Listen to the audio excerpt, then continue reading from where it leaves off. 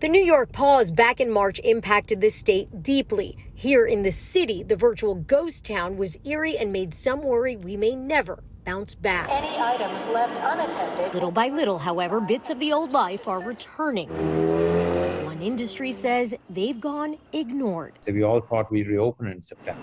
When the pause hit, New York City hotel industry experts say their revenues fell by 85%.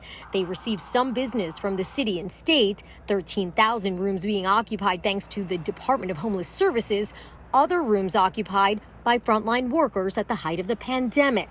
But it was not nearly enough. Right now, the combined total of all revenues for all the hotels in the city, including what we get from the government, is about $5.4 million a day.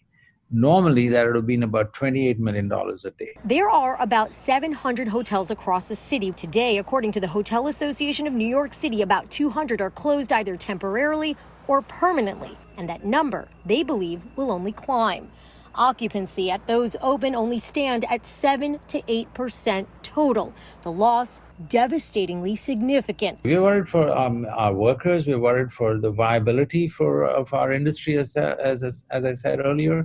I mean, if this persists, you're just going to have a lost cause. John Fitzpatrick owns 2 hotels in Midtown. Currently, one is open and operating with only 25 rooms being used, mostly by airline employees. The majority of his 160 employees are furloughed. If we don't get some help from the city, and if we don't get back online at the latest early next year, I would hate to think, I don't know. Thandapani says some policy changes could help the remaining hotels keep moving. For example, lifting the 14-day quarantine for those visiting from certain states.